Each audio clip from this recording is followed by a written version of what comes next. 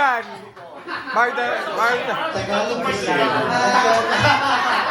anyway, so it's gonna be a black bot and a tough competition indeed. So now which is more than willing to train them and to help them and be ready for the pageant. So if you guys, of course, especially the press, we've been reaching a lot of different ladies wishing to be part of the competition. So we're here to help them.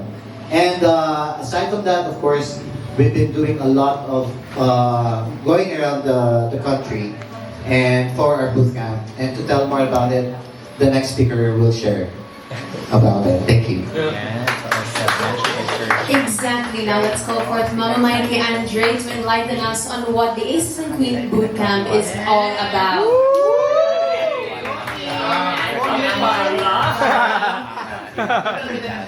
All of the hair.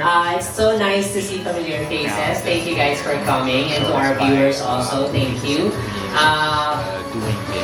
I'll be discussing about what we've been doing for the past year or two. If you've seen, we've went to a lot of places across the Philippines to share our knowledge, train girls, search girls from local pageants like that. And then some of them are, one of our girls already competed in the national. So we'd like to continue doing that, and we are formalizing things starting now. So we call it Aces and Queens Beauty Caravan. It's a 3-day basic training program geared toward beauty pageant hopefuls so that they will be stage ready on their coronation night, and then or whenever they join certain pageants. So we will train the ladies in a holistic approach Aces and Queens is known for. They will experience the trainings that we do in all our queens. Okay, so this basic training, 3 days yan siya. So this basic training is composed of course, we always start it with personality development. And then we do glam, that's hair and makeup and styling. And when we do hair and makeup, it's not that we are training the girls how to do their own makeup. So we actually are teaming up with their local artists, local talents. We invite them to join the training as well so that we could help them elevate pageantry in their places. Okay? And hopefully, ang ganda ng mga outputs when we do that. And then next we have Pasarela. And then, of course, Q&A. And then we also offer basic modeling. We have fitness, and we have social media management. So, if you guys, know people, or if you've been asked how to connect with us and they want to experience the beauty caravan that we offer, then just contact any of the Aces and Queens, or even in our page, you can direct them to our social media handles so that we can explain to them, meet with them. Actually, in the coming days, we'll be meeting a lot of people who inquired and then who wanted to get us for this beauty caravan. Okay, and aside from the beauty caravan that we offer in provinces or even in Metro Manila, of course we will still do that. We also have another package that we offer, which is the Beauty Queen package. That would be more intense one-on-ones, and then that would be open for both national and international girls who want to experience pageant training with Aces and Queens. So if they want to know more about it, they just have to contact any of us, or and also now that we have Olympus as our home, we'd like to offer a lot of trainings to girls also, and then be relevant and help other girls. That's all. Thank you so much, Mikey. And exactly, that's really the beauty of this boot camp. It's a collaborative effort between local communities and Aces and Queens. And of course, we're never alone in this endeavor. We've had the generous support of our sponsors. And today, for example, it's a perfect example of how we're tapping into the corporate world a little bit just to bolster and provide the absolute best care and training and opportunities for all of our candidates. And we would also like to acknowledge and thank Miss Demi Gracie for being with us today from Evervilena. Her presence really means a lot to us, and it's one surefire sign that we really are not alone in this endeavor to produce the next national and hopefully international beauty queens for this year. But moreover, before we show you the possible winners this year, we would like to call for Raymond to enlighten us about this creative space that we've so gladly been using thus far. So please tell us a little bit more about this scene. Thank you very much, Annabelle, and welcome everyone to Olympus Creatives Inc. This is also the Olympus Studios. So, in Olympus, this space is now the new headquarters of Aces and Queens. Okay, now that we have our very own space, syempre we opted to have a photo studio and video studio upstairs. And then this one is our dance or pasarela studio. And which this space, this studio, we also rent out. Also, syempre para magkaroon din ng income at masupport ang Aces and Queens. Okay. And aside from that, Olympus Creatives Inc. is a creative haven. Bakit? Because through the years, we have been working with makeup artists and hairstylists along with the videographers and photographers. Now, we want to give them more work with this space. So we are going to represent them. So if you rent Olympus Studios, we can be a whole package, no? You just bring your yourself and then we can shoot kasama na ang photo and video nyo. Yeah, with the glam teams. Okay. And we're also expanding. So aside from the beauty industry, we're also going to be representing our future and our past queens. So if ever anyone is interested in getting one of our queens like Annabelle for judging or hosting, you can contact Olympus Creatives Inc. Thank you very much. Later, if you want a tour, we can give you a tour of the space. Thank you. Thank you. Thank you so much, Mama Raymond. I really love and appreciate that plug-in. Thank you so much. You guys naman, no? Baka mag-recommend din kayo. But anyways, alright. Really, I am for one really proud. I'm so immensely proud of my beloved Cam, who's really adapting quite well to the evolving landscape of Philippine pageantry. And this is especially great news for our accredited partners who really want to give their best and utmost support to their respective candidates who will really have to cunningly navigate their way up to the top this year. But let's give the entirety of Aces and Queens a round of applause one more time. Thank you. And with that in order, without further ado, let's get down to our main event. It's time to meet these beautiful and accomplished young ladies. Start off with our representative of Palawan, Raven Doctor, whose accredited partner is Bong Villanueva.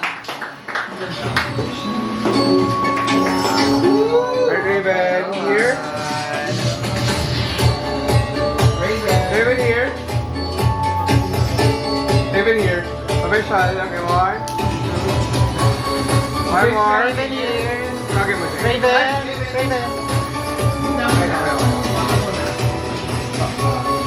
Mayad nga adlaw, ako si Raven Hate Doctor, representing the Philippines' last ecological frontier, province of Palawan. Raven, dito muna. Raven, dito muna ulit. Mag-exercise ako. Sorry, sir. Raven, Sorry, Mars. Raven here. Dito, Raven. Here, official lang. Okay, 1, 2, then, alright, thank you. Raven here. Okay ka naman. Raven here. Raven here. Raven dito. Raven. Here, Raven. 1, 2. Raven to Raven. Here Raven. Alright, dito ko ha. Raven, isa pa. Around. Raven here. Raven here. Smile. Thank you. Okay.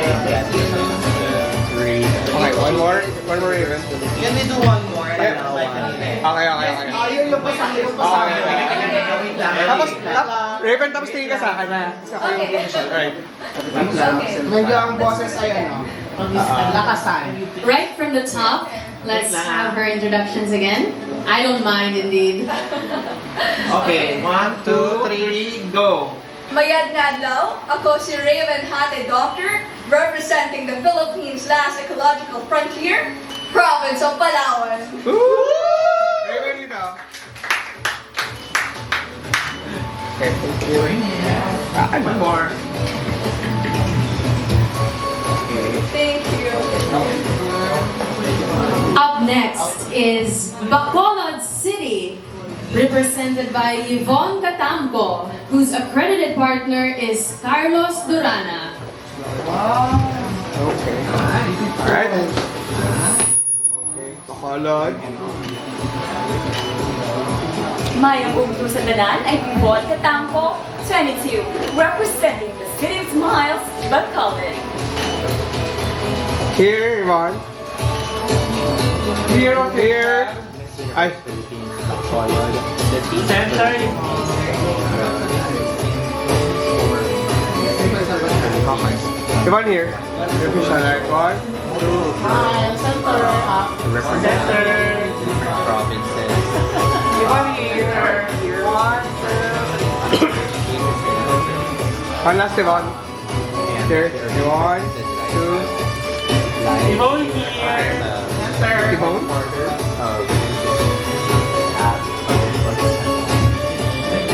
One last, Yvonne.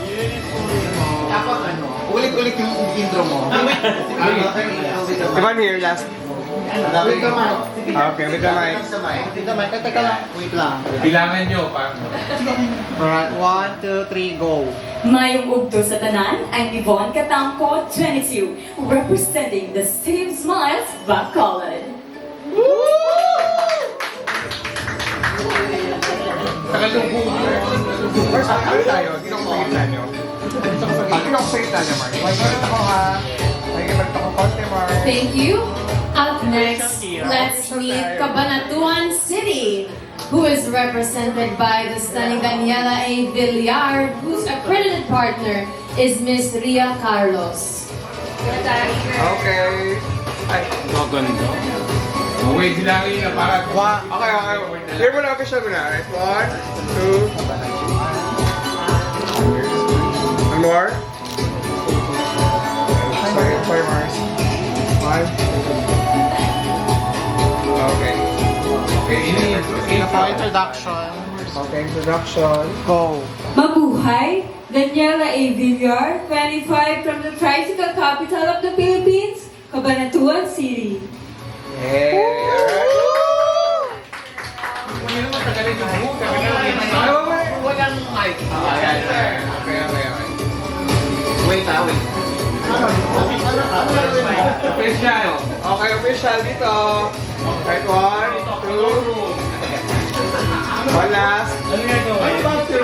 Here. Ano ba, sir? Intro ulit. Photo first. Center up. Wait lang ha. Dito ko sa... Here. Okay. 1, 2, 2. Here. Okay, intro girl. Wait lang. Wait lang. Okay. Sorry. Okay. Wait. 1, 2, 3, go. Mabuhay, Daniela A. Villar, 25, from the tricycle capital of the Philippines, Cabanatuan City.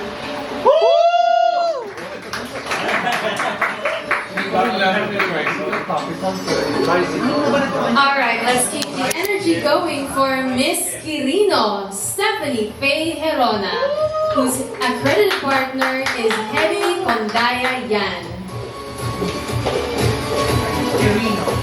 Carino. Alright, Miss Carino. Hindi Korean. Here. Official. One more. Forward, be. Forward. Masyadong close. Official. Pasok ka konti, be. Walang alanganin sa Medyo mukha atras ka. dapat. Yeah. Dito si Here, right. yeah. One more. Okay. Here, thank you. be. 1, 2, 3. Okay. Okay, go. Teka muna ha. Teka muna. Teka muna lang. 1, 2, Stress. 3. Hi everyone, I'm Stephanie Herona, representing the beautiful province of Quirino. Tagal na Okay. Yung walang may parang Photo please. Here po. Here. Okay, wait lang ha. Serino. Karina here, official. 1, 2, and 3, go. Hi! Wait lang. Alright. 1, 2, 3, go. Hi everyone, I'm Steffi Herona, representing the beautiful province of Quirino. Okay. Sige lang, Mars, konti. I think you already know her, but an introduction is still in order from Bacoor City, Victoria Velasquez Vincent, whose accredited partner is the Revilla family. Oh! Bongga! O, photo. RB, here. RB. Okay, official, right? Here we alright. 1, 2, Okay. Victoria. Victoria here. Official here. Official. Look at the official. Here we. Alright, thank you. Bilangin niyo ba? Wait. Wait. 1, 1, 2, 3. 1, 2, 3, go. Magandang araw, ang daming familiar faces ha. Ako po si Victoria Velasquez Vincent, 28 years old, proudly representing the marching band capital of the Philippines, Bacoor City. Mali ko bang marching band ko? Marching band. Share for your favorite. Cinemas Philippines. Let's also meet the Miss, who will represent the Filipino community of Northern California, Miss Kyla Jean Carter, whose accredited partner is Jennifer Hammond Laxton. Wow! Ganda. Kailan mo back nila? Kailan mo back right? Here, Kayla. Marine Monkey. On. Jet here. Kayla here. Kayla wala. Oh my God, I think this is the first here Kelsey Mary. So asking Kelsey Mary to join. Wow. Wow. Here, dear. Kayla here. To your left. Alright, thank you. To your left here. 1, 2, 3. Oh my One more. Kayla. Perfect. Yes, ganda. Ang Diyosa. Alright. Introduction. Diyos ko po, nag-really up. Alright. Konti. Wait, may 2, 1, 2, 3, go. Hello, good afternoon everyone. My name is Kayla Carter. I am 27 years old and I am proudly representing the Filipino community of Northern California.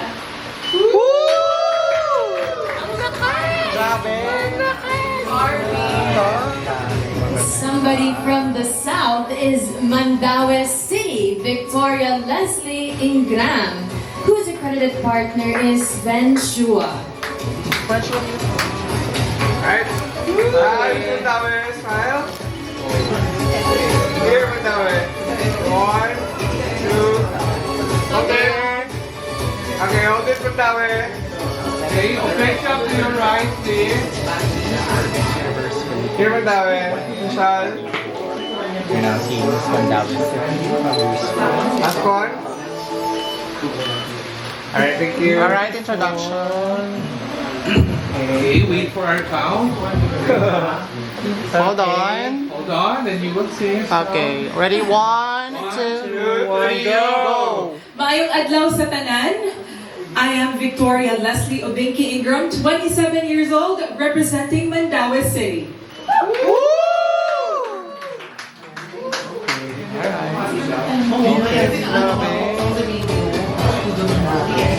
Next up is Southern California, represented by Miss Jet Hammond, whose accredited partner is Jennifer Hammond Laxon.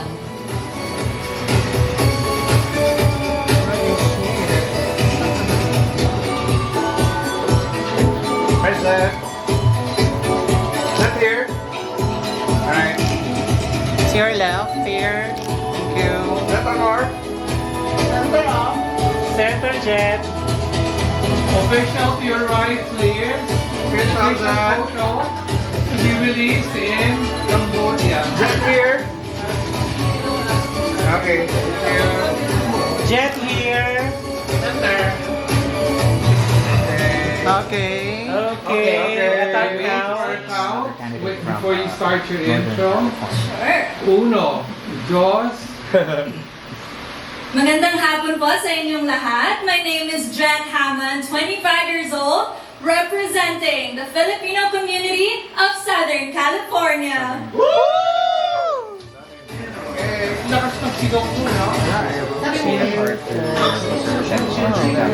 Yes, nagugan na. Ilan ka red? Ilan ka red? Walang sash. Eh, isa pa, di ba na? Di ba na eh? Ilan ka red? It's not over, ladies and gentlemen. We have up next somebody who's quite close to home already. We have the representative of Manila City, Isabel MUPH, whose accredited partner is Wilma Laude Zamora. But she will not be with us today for personal reasons. So let's move on with our next lady, who is namely from Cavite Province, Diaz, whose accredited partner is Jacinta Remulla, who is likewise not present with us. Have our representative from Angeles City, namely Joanne Thornley, whose accredited partner is Brian Mamawan, who also likewise could not join us today, but I'm sure that you'll be seeing them very soon in another press con, if you know what I mean. Yes! So please do feel free to take a group photo, perhaps, of our ladies. Can you stand up? Okay, stand up, please. Stand up, ladies. Echo friends. Philippines 2024. Okay. Na natin Back 1, 2. present right now. Center girls. 1, 2. Okay, official to your right, please. Official here. Right. 1, 2. Victoria, move to your left. You cannot see your Great, sige lang. Kaya mo forward. Thank you. Okay, ready? 1, 2. Raven here. 1, 2. Official to your right, please. Kabagatuan, Quezon, Bacoor, Northern California. Wala pong Australia dito. 1, 2. And Southern Smile. Smile. Alright, 1, 2. Okay, thank you. Official for Gerry Diaz. Last one. Thank you. Smile. Wave. Wave. Wave. Right. Wait pa rin. Wait. Okay, blue kiss. Wait. Kiss. Alright. That kiss. Okay. Alright, thank you. Alright, you can all take a collective rapid relief. And at this juncture, we'd also like to likewise thank from the bottom of our hearts our glam team and stylists of Aces and Queens as well, who have really done their job in tying up these ladies. Not that they needed too much work done anyway, if you know what I mean, but it's a little eyelash here and there wouldn't hurt anybody, mine included. Anyways, well, now you've seen them, but I'm sure you would like to know them a little bit more. So without further ado, let's keep the ball rolling and let's give our ladies a little bit of time to introduce themselves to you further on a more substantive level. And of course, at this juncture, we'll be asking them to introduce themselves in any way that they want to. And please reserve your questions. I know there's a lot of them, but please reserve them in the segment after. Thank you. Hello, everybody. Yes, please. Yeah, center Raven. Ayan, Picture. perfect. Right, awesome. Okay, is it okay? Okay.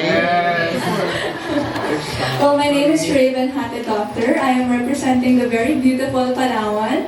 I was raised in a tourist spot destination that is community-based called Honda Bay, which really taught me a lot about being responsible of our environment and really preserving them. And so ever since I was a little kid, it had always been my dream to be an ambassadress of my province, and now I can't believe that I'm giving this dream a go.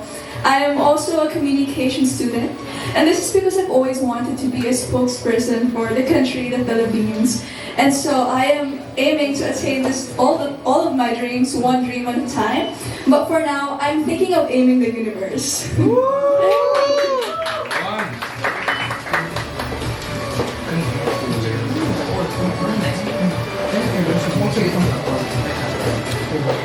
So again, good afternoon, everyone. Again, I'm Yvonne Catamco, 22 years old, representing the City of Smiles Book College, which is also known as the home of the Masquerade Festival. So I'm still studying at the University of St. LaSalle, taking up Bachelor of Science and Tourism Management.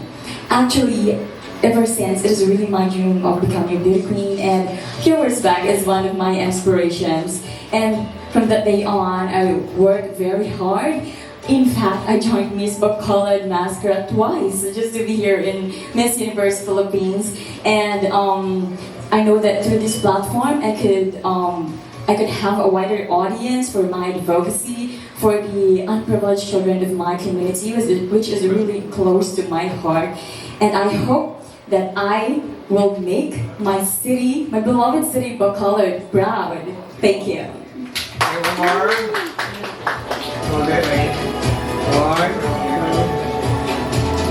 Mars, nakikita yung ano mo. You here? Okay. Move forward. Ano ka na lang? Thank you. Thank you so much. Hindi, pantay na lang tayo. Grabe, ang kulo-kulo na listahan ko. Pia, is that you? Hello po, magandang araw po sa inyong lahat. Kumusta po kayo?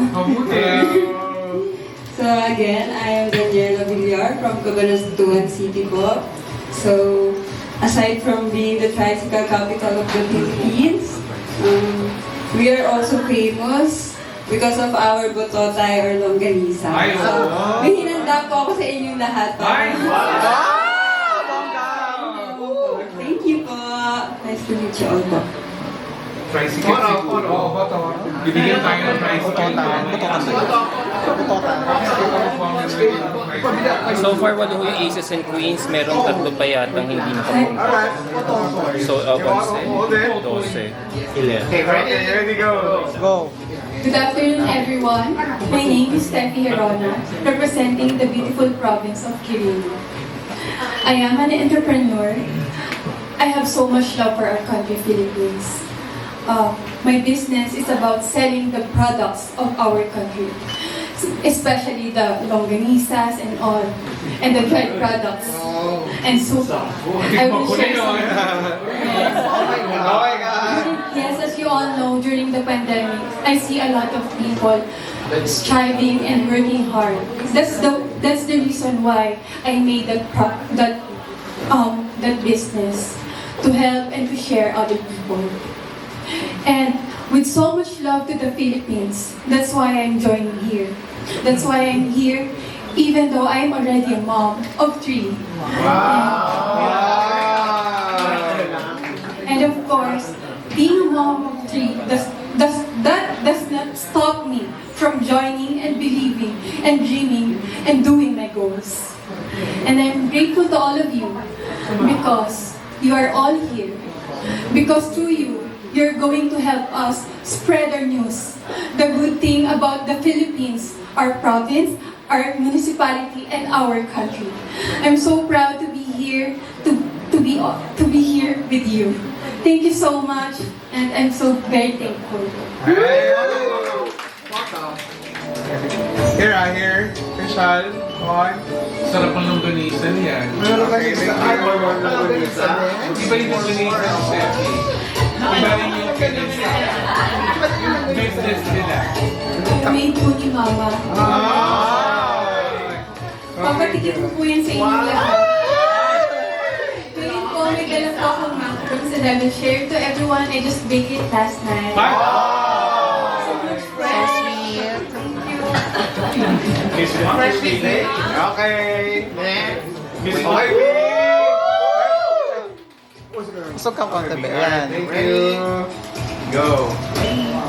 Magandang araw ulit. Ako po si Victoria Velasquez Vincent, proudly representing Bacoor City. I am an architect and a heritage conservationist, but most importantly, I am an advocate. At a young age, I was kidnapped here in the Philippines, and I often think back to the 3-year-old V that escaped the fate of a life in complete contrast to the one that I have now. I may not be able to rewrite my past, but I do have the power to use my story to ensure that future generations of Filipinos do not suffer that same fate. Honestly, hindi ko in-expect na babalik ako ganitong kaaga, pero sobrang saya ako. See you all ulit. Maraming salamat sa pagpunta.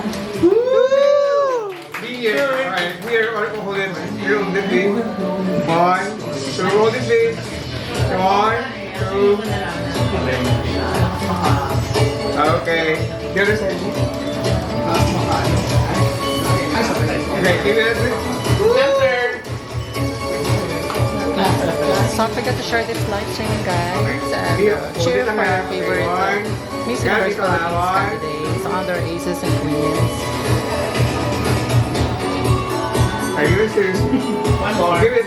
Okay, thank you. On the scene is Victoria Vincent from Bacoor City. Hello again, everyone. Thank you so much for coming. I'm sure we all really appreciate it. Again, my name is Kayla Carter, 27 years old, proudly representing the Filipino community of Northern California. I'm an international TV personality and a social media content creator, which may seem very glitz and glam, but to be honest with you, growing up, I was extremely insecure.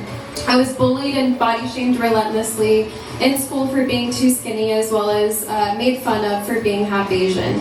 This left me painfully shy and devoid of any and all dreams and aspirations. It wasn't until I entered college that I really made it a goal to nurture my self-confidence because I wanted to start fresh. However, in 2020, I was unfortunately diagnosed and hospitalized with something called von Willebrand's disease, which is a very rare blood disorder that almost ended up costing me my life.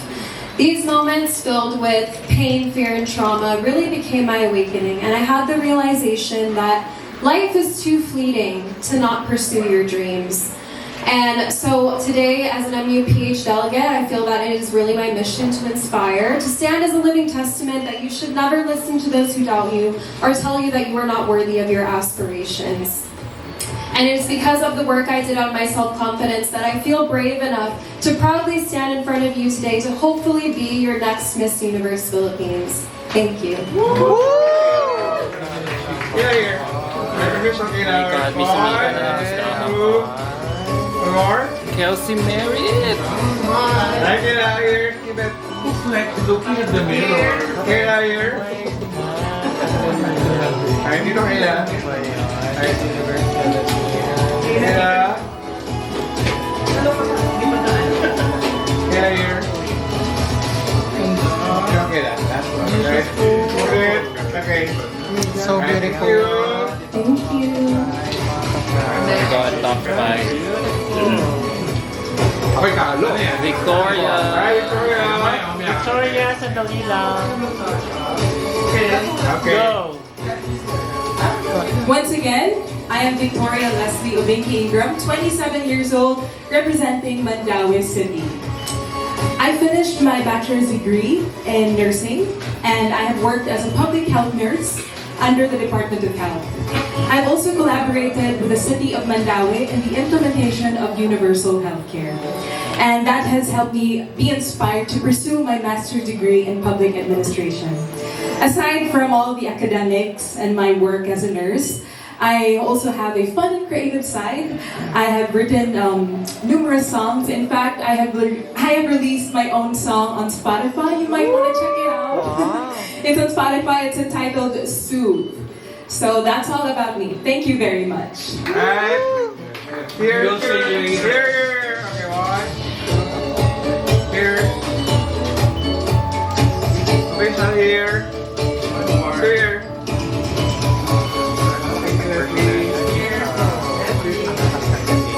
Grabe ka. Ay, sorry. She's from Mandaue, guys. Leslie, or more? Thank you. She's a registered nurse.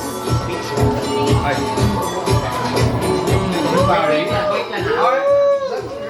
Thank you. Ayan, perfect. 1, 2, 3, go. Ayan. Kaya ko na sinabi ko kanina, my name is Jet, and although I didn't bring any longganisa with me, I do believe I have something else to offer to the table. I wish I missed that. But I am a proud immigrant. Although I was born and raised here in San Pedro, Laguna, I moved to the United States at the age of 17. And I really felt and experienced how it's like to be a Pinay living abroad, and I definitely learned resiliency and also being receptive to different opportunities that can come your way. And as for me, I am now an entrepreneur in the healthcare industry. I founded a medical transportation company back in 2022, and I also co-own a hospice agency, both that are based in Los Angeles. And lastly, of course, I am very proud to share that, which this surprises everyone, I am a married woman. Wow! Love month, so medyo kilig tayo, diba? I got married at 21, and it's, of course, a different perspective of being married young. But sabi nga nila, when you know, you know. But beyond that is a lesson that you should just always follow your heart and have that courage to make your own decision and stand by it. And I hope that courage can only help me to become the first ever married woman to win the Miss Universe Philippines crown. Thank you. Alright. Set here. 1, 2, here. Wait, dito. Here's it. Okay, thank you. Here. Get check. One more. Music.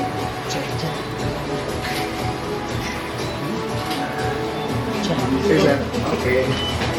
Thank you. All right, thank you so much. Now, whether it's their unique, stories, their personal backgrounds, or even longanisa, I think everything is equally as important because everything's made with love after all. But the biggest irony of self-introductions in pageantry is that it always seems to leave you wanting more. And we'll get to that shortly. But before that, let's call forth our head of Aces and Queens, Tita Gerry Diaz, once more to give us and impart a message. Once again, thank you to our friends from the pageant media who came over this afternoon.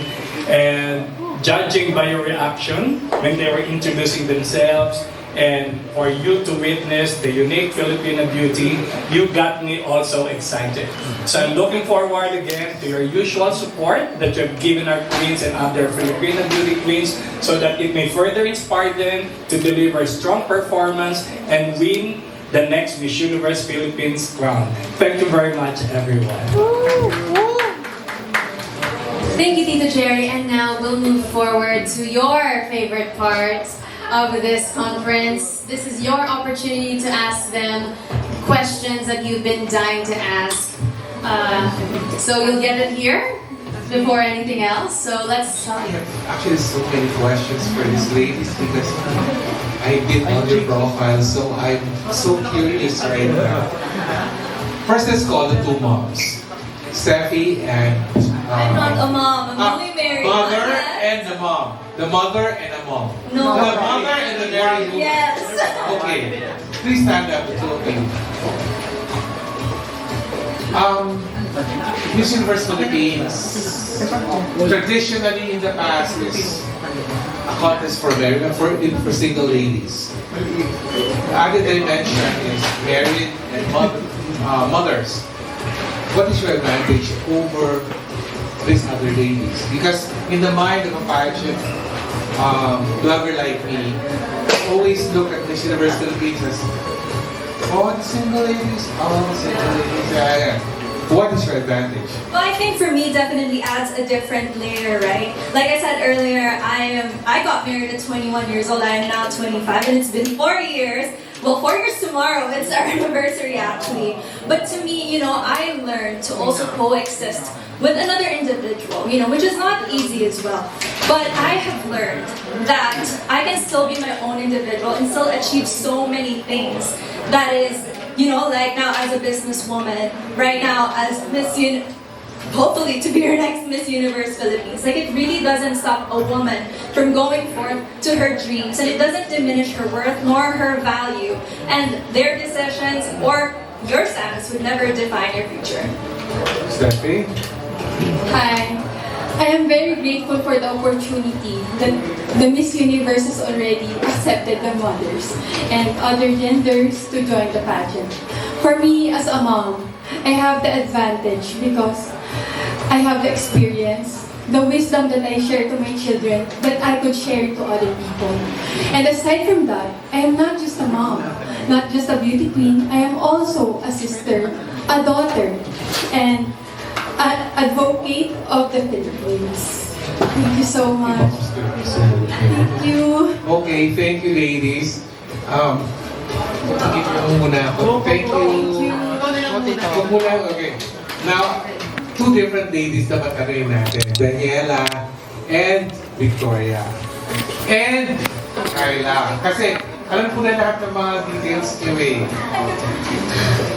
Si Daniela muna. Hi, closer. Closer down. Daniela, ilan ang tricycle sa Kabanatuan? Bakit tricycle capital ang Kabanatuan? Akala ko sa Bulacan ang capital. Sa pagkakaalam ko po as of 2023, parang nasa 70k na po ang registered tricycle ng Cabanatuan City po. And counting trivia lang po talaga, no? So, pag napunta ka ng Cabanatuan City, kahit naka-private vehicle ka man or kabababa mo lang ng tricycle mo, meron agad magtatanong sa'yo na, sakay ka ba? Ganun po sa amin. So kahit kakababa mo lang, they ask you kung sasakay ka ba ulit. Yun lang po nakaka-enjoy sa amin. Eh, ang mas importante yung tanong, bakit ba mga tricycle drivers sa inyo? Siyempre! Basta drivers with lover. Victoria, it's only now, honestly, it's only now that I learned about the kidnapping part. True. Have you watched the series X-Files on Amazon Prime? Not yet. You have to watch it because it's a parallel thing. Okay. Yeah. Based in the Philippines. No, based in Hong Kong. Yeah. So, what can you offer now that you have not yet offered back in 2021? Thank you for your question, Tita Norman. It's very good to see you again. To be honest, I have done a lot of growing since I last joined Miss Universe Philippines. I did leave the Philippines to go and continue my professional career in Australia. And so not only have I developed in that sense, but also personally, my mindset, my mental fortitude. I think I'm far more ready now than I was before. And I think, like you mentioned, it's only the first time you're hearing about my kidnapping. Kasi parang before, hindi ako talagang open about myself. And you're speaking in Filipino now. Diba? Hindi ako yung share na yun. But yeah, I wasn't ready to let my walls down and really showcase my vulnerabilities. But over the past few years, I've really worked on that. And so I'm ready to share my story with Filipinos. Because I know life here is really hard for a lot of people. And I think my story can help a lot of people also. Okay. I won't ask about the bond for the prizes because I already researched about it. I know it's in the programs about the blood clot thing. Yes. Yes. But I'll ask about your camping and hiking thing. Oh, yeah, sure. So that's something that a lot of people may not expect from me. Although if you do look at my social media, there are some hints there, some previous hikes and camping trips that I've gone on. Nature is where I feel like I can really connect with my inner self. It's where I feel the most at peace. And actually 2 years ago, I bought a camper van. I spent an entire summer renovating it by myself, which was such a fun and rewarding project for me. So yeah, camping, hiking, it's really my thing. So this is not what we see if you're renovating your or it's 180-degree thing. You know, as individuals, I think we all have very many different layers and aspects of ourselves because we are so multifaceted. So I do love getting blitzed and glammed up too, you know, that's something that I enjoy also. But where I feel like I can really connect with my inner self again is usually in peaceful nature settings. Thank you. I'm just really looking at the middle right now. Thank you. Okay. Thank you, ladies. Thank you so much. Let's call Raven and Yvonne. And Victoria. Which Victoria? No, the relative of James Ingram. Compress now. Raven. One step backwards, one step backwards, 2 steps. You grew up in a part of Palawan that is so, should I say, tourist infested. Ibig sabihin, napakadaming turista palagi. Yes. Diba, no? So you must have grown up being surrounded by different people. Yes. How was your people relation skills? Like, you're so used to being surrounded by tourists. How's that kind of life for you? Well, at first, actually, it may come as a surprise, but I grew up being the biggest introvert in the room. I would be that girl who would stay silent in the side of the room. But because my mom is a tourist, what do you call it? My mom is a tour guide, so I get to interact with a lot of tourists. I get to force myself to really come out of my shell and to really talk to them on whether or not I am fluent in English, because I knew that I was practicing me, because I knew that being a child, being an introvert, it did not hinder me of wanting to be really a spokesperson for the country, whether that be being an ambassadress or whatsoever. So I did learn my skills in communicating with other people, but by really facing my fears and talking to them and really engaging with them in terms of conversation. And I can say that I really truly learned a lot. And because of them, I gained knowledge on the things that they love about the Philippines and why they keep on coming back for more. Because in Palawan, we have this thing called the comeback syndrome. So every time the tourist visits our island, they always comes back for more. And that kept me really interested. And so I realized why they kept on coming back for more. And that is because of the people that are very hospitable, very friendly, as well as our breathtaking natural resources. They keep coming back because finding local taller than them. Probably, and also they don't believe when I say that I am a pure-blooded Filipina. They don't believe me. That they're like, you look like you're half Indian, and Your followers are fabulous. thank you so much. Oh, thank you. Thank you. Okay, Yvonne. Hello po, good afternoon po. Bakit ka naman dalawang beses sumali sa Bacolod Mascara? As what I said earlier po, it is really my dream to become beauty queen, and as what I said again, Pia Wurzbach is one of my inspirations. And I didn't hinder my failures to stop me from dreaming bigger, not just for myself, but also for my family and my community. And something that pushes me to try the second time is to give back to my community, not just for myself. And this journey in this universe, I'm not just representing myself, but also my community.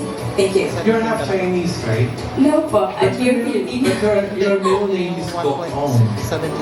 Yes po, my grandfather, I think. So you're part Tikoy siguro. Maybe po. Thank you, Yvonne. Thank you po. Ito na, Victoria. Victoria Edge is so connected to you because the hair. There's a lukso ng Yes, I can see that. All the way I love that hair because it's so easy to maintain. Yes. It's so easy to maintain. So let's not go into the healthcare.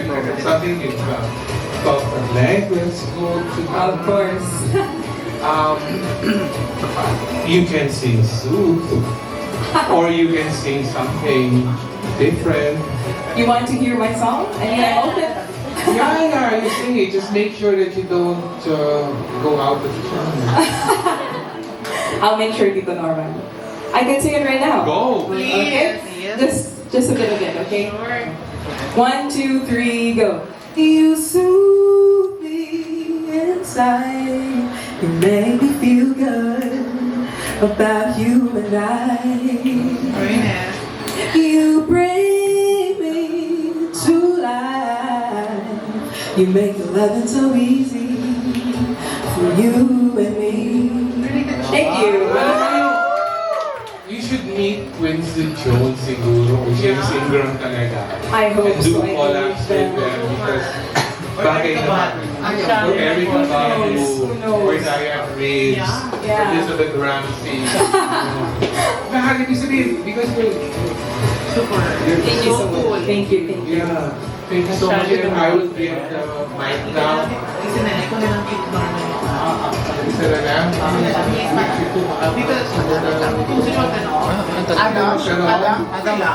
Adam, you want to ask a question? Later. Yeah, you want to ask a question to them? Because I have so many questions to them, even the Oh. Adam ko muna, ikunin ko muna ano ko. Yes. I'll review later. Thank you, ladies. Thank you. Hindi, natawag ko na sila lahat, pero ask anyone.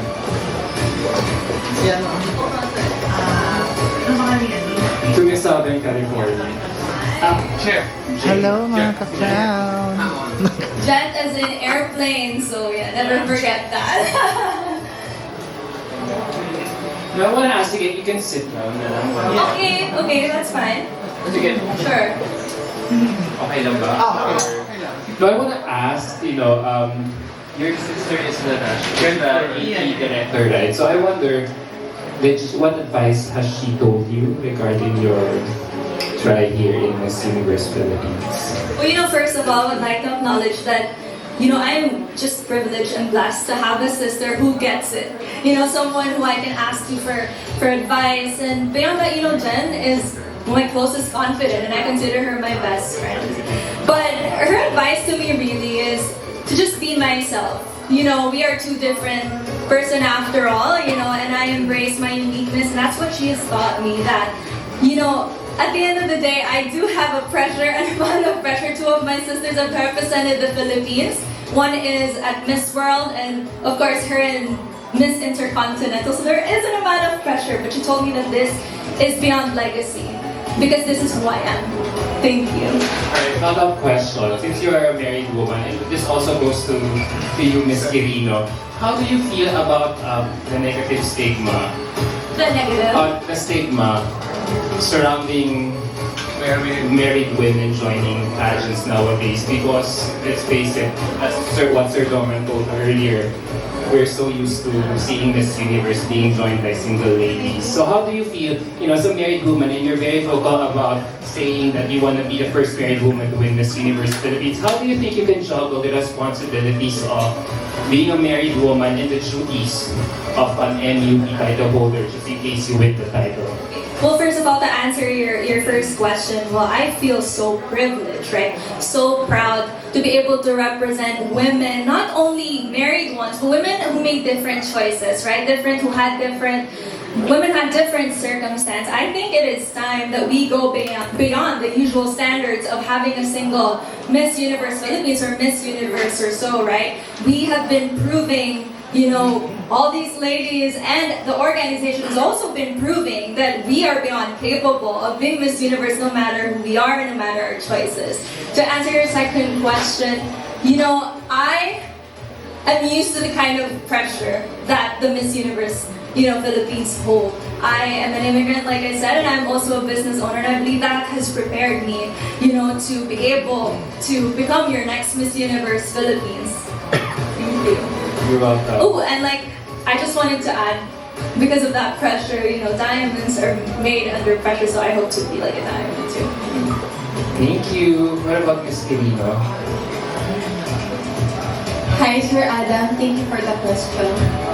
As a mom, already joining the pageant, I know there's a lot of stones throwing at me, or will be thrown at me, but I should filter the things that is throwing to me.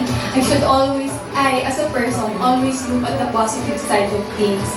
And I believe being part of the Miss Universe is already an achievement. And about the question about my children, as a person, we are always a work in progress. Every day, we have to strive hard, do our best, be the person that we want to be. So, there's nothing that will stop me in joining and believing in myself. That's why I'm here. And I'm so proud and confident to show my wisdom and my personality, and representing, of course, our country, Philippines, and Quirino province. Thank you, Sir Adam. You're welcome. Next is... Can I ask BBB next? Of course. Hello, Sir Adam. How are Kumusta you? ka na? Yeah, okay naman. We're so happy that you're back. There's one thing that you said earlier that intrigued me when you said you didn't know this was the time for you to join again, napaaga. Can I quote you on that? Napaaga. You didn't expect me back. Yeah, you didn't expect to be back. So, laman nun. So, can you elaborate more about it? How did you know this was the perfect time for you to join, or was it accidental that you are joining again? You know, I don't think we can say for sure if it's the perfect time. Only God knows that. But for me, you know, I was so focused on my professional career in Australia. I was so focused on building my life for myself over there. And parang, I think you all know Mommy Fern Amato and then my manager Swen Chua. Ever since nung send-off ni Bea in 2021, parang they really don't want to give up on me. They're really nudging me in the direction of pageantry again because they really believe in me. And as I said, I was so focused on my career, so I kept pushing it to the side. And then last year, when they announced that as of this year, there will be an increased age limit, parang for me, I felt something naman sa puso ko, pero I was like, no, I don't think 2024 is the right time kasi I'm focused pa sa work. And then, medyo nakakaliha to. But I was watching Miss Universe 2023. And di ba, at the start, parang they come out, they say their name and their country, and it's all alphabetical order, di ba? I think I got up to like Argentina, tapos naiyak ako bigla, as in uncontrollably crying. And there's no way that I can perfectly explain it, but the best way that I can explain it is that, you know, in 2021, I feel like I rushed God's plan. I tried to fast forward His plan, but obviously things didn't work out the way that I was hoping it to. And so this year in 2024, I felt like He was putting another message in my heart to join again and try again. And I'm so blessed to have so many people that have never given up on my ability to make an impact on the Philippines. But yeah, so I didn't expect, truly. I did think about maybe joining next year, but yeah, I guess God has other plans. For girls like you, curious since there's no more age limit, may rush ba sa mga katulad niyo na sumali ulit o to just, you know, wait for the right timing, wait for your time when you feel it's the right time? I mean, I can't speak for everyone, pero ako naman, so, a small backstory, I ended up resigning from my job before coming back to the Philippines because I'm the kind of person, when I dedicate myself to something, I dedicate my whole heart to it. And I don't want to be I don't want my heart to be in two places at the same time. So, nag-resign ako sa work. And for me, hindi ako in a rush per se, pero I mean, syempre, if I end up finding, you know, my future husband and then settling down and having kids, that will be my focus. I don't think, me personally, I don't think I would come back to Miss Universe Philippines at that stage. So, parang if I don't do it now, baka I'm delaying my my future family, diba? Alright, thank you. One question lang. Actually, hindi naman. Hindi wala akong occupation. Parang nasa press ko na. Alright, the question is for Kayla. You're so beautiful, Kayla. Oh, thank you po. Actually, no. Ayun, so sabi nga ni Jonathan, nakaka-shibuli, nakaka-shibuli. Anyway, you are competing for you're so maganda. So paano makipaglaban sa mga, of course, sa mga front runners? Such a great question. So, to me, a Miss Universe Philippines stands not only as an individual, but a representative of the entire country. And as a proud Filipina, I am acutely aware of the challenges and the responsibilities that come with wearing the crown, and it's not easy. However, I believe through my life experiences, the trials and tribulations that I have faced, I have learned to always come out a stronger and more empowered version of myself, no matter what storms face me. I believe that I have the determination the resilience, and the strength to represent the Philippines on an international stage. Regardless of the outcome, I am just so extremely honored and grateful to be here. It feels like a dream come true, the fact that I even am able to participate in the first place. And more importantly, I believe that I have a kind heart. My motto is, you are only as beautiful as you are kind, and with every action that I take and every decision that I make, I always try to lead with kindness and grace first, which is what I think is one of the most important traits a Miss Universe Philippines should have. So to further answer your question, those are the qualities and traits that I believe will set me apart in this competition. Thank you. Yun na. Sino mo na yung individuality mo, girl. How old are you? I'm 27. 26. It's the first time to join national pageant. Yes, actually. So I know that I am a rookie. I know that I have big shoes to fill and a lot to prove. But, honestly, that doesn't bother me at all. In fact, it only motivates me even more to try harder and really embrace every aspect of this experience, the good, the challenges, all of it. And I'm so lucky and grateful to have aces and queens behind me. They really feel like my home away from home, and the unwavering support that they give each and every one of us has been so helpful so far. Single? Yeah, single right now. Just focusing on myself, waiting for the right person. Ikaw na ikaw na yun. Bago maganda yung sunod na magtatanong, I have an 8-in-1 question, meaning one question to be answered by all. But this is a very simple one. Nag-ready na ba kami? Because with Mag-ready na ba? ready na kayo. For the past 2 weeks, every single day, one surprise candidate would flash in your social media feeds. Every day, walang patid yan. Every day. A former title holder from Pilipinas, a former international title holder from another contest. Biglang ito sumali pala. Kanina, announce may sumali na naman. Every day. It's like this weight being pinned down on you every single day. How are you actually reacting to it internally? I want all of you to have your chance to answer. Kasi if I were in your place, every day that I would see a new girl joining, parang, oh wow, she's joining. Oh wow, she's joining too. Oh my goodness, there's 3 of them. Oh, there's 4, there's 5. Kaya nga tinawag ng bardagulan eh.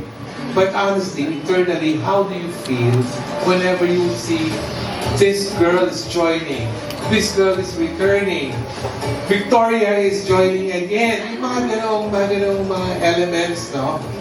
So I want all of you to give an answer to that question. Very, very good and thought-provoking question. I always believe that comparison is your biggest enemy. And I think it's how you choose to look at it. To me, I want to embrace this experience and rather, seeing the other girls as my competition or focusing on what they have that I may not. I choose to be inspired by their stories, to gain inspiration from them, to learn from them. This is a competition, but this is also a sisterhood, and I feel so grateful and honored that I get to share the stage with so many other inspiring women who are here for the right reasons, to advocate for the change that they wish to see in the world and to use their voice to inspire others. Can you please pass the mic so that the others can also answer the question? I share the same sentiments. I try not to spend too much time on social media, to be honest, and I try not to compare myself to others. I am so excited to meet the various women from all around the Philippines and also Filipinos that are representing us internationally, just in their day-to-day life. So I don't think there's any need for anyone to be overwhelmed or intimidated. I think it's going to be a big learning point. And I think the past few weeks has shown especially that this year at Miss Universe Philippines is going to be an event that really goes down in history. And so I'm just really grateful to be part of it. Hi, Tito Norman. Seeing everything, every day, a lot of pageant girlies are joining. They are so strong, so beautiful, and they are very inspiring. Being able to be here as part of Miss Universe, I'm very proud to be together with these beautiful women. They are so inspiring to me, and I'm very grateful to be here. Thank you. Bago mo ipasa yung question, may question ako isa sa'yo. What is the youngest province in the Cagayan Valley region? Cagayan Valley and Kawayan. Quirino is the youngest province in Cagayan Valley region. Yun ang special. Siya may tricycle, siya may maskara. Yeah. Ikaw, youngest province. Oo. Okay, let's pass to Daniela. Thank you, Tita Norma. Hello po ulit. So, sobrang grateful and thankful po talaga ako sa opportunity na binigay sa akin ni Miss Ria. Sa araw-araw na nakakakita po ako ng mga sumasali sa Miss Universe Philippines is ginagamit ko po siya. Nag-challenge ako para gawin pa yung best ko to represent my city. Yan lang po. Thank you po. Yvonne?